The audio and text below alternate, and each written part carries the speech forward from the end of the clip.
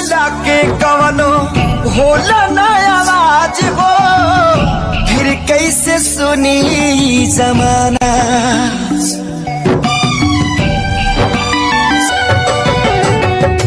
हो जइबू दोसर के